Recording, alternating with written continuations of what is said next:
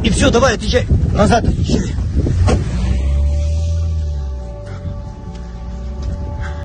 Pasukan Ukraina dilaporkan telah merusak jembatan utama di dekat Melitopol yang diduduki. Diperkirakan akan mengganggu jalur suplai pasukan Rusia. Penghancuran itu dilakukan dalam serangan semalam ke penyeberangan di atas sungai Molokhna, terletak di antara kota Melitopol dan desa Kotsianitska, tepat di sebelah timur kota di Jalan Raya M14.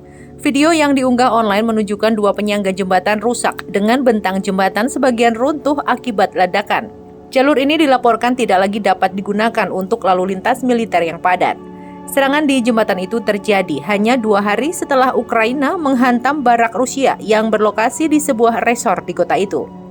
Operasi tersebut dilakukan dengan roket HIMARS dan dilaporkan menyebabkan kerusakan dan korban jiwa yang besar. Mirip strategi perebutan Kherson, peningkatan tekanan Ukraina terhadap pasukan Rusia di Melitopol tampaknya mengikuti pola yang mirip dengan taktik yang digunakan untuk merebut Kherson sebelum pembebasannya. Saat itu, Ukraina menargetkan pasukan Rusia dan jalur suplai, termasuk jalur logistik ke semenanjung Crimea dan ke timur melalui kota-kota yang diduduki Rusia hingga Berdyansk dan Mariupol. Sekarang Melitopol dipandang sebagai tujuan utama Kiev di selatan negara itu setelah merebut kembali Kherson. Ini terlihat dari keberadaan pasukan Ukraina yang kini berada di sebelah timur Sungai Dnipro. Di timur negara itu, pertempuran sengit baru-baru ini terjadi di sekitar kota Bakhmut. Baik Rusia maupun Ukraina mengatakan pada Selasa 13 Desember bahwa situasi di medan perang di wilayah Ukraina Timur Donetsk sulit. Masing-masing pihak mengklaim meraih beberapa keberhasilan dalam upaya memukul mundur pasukan lawan. Denis Pusilin, administrator wilayah yang dikendalikan oleh Moskwa kepada Rusia, kepada kantor berita milik negara Rusia RIA Novosti. Donetsk adalah salah satu dari 4 wilayah di Ukraina yang diproklamirkan Moskwa sebagai miliknya pada September, yang dikecam Ukraina dan sekutunya sebagai referendum palsu. Komando Militer Ukraina mengatakan dalam pembaruan medan perang hariannya pada Selasa 13 Desember bahwa pasukannya telah memukul mundur Rusia di 10 wilayah di wilayah tersebut.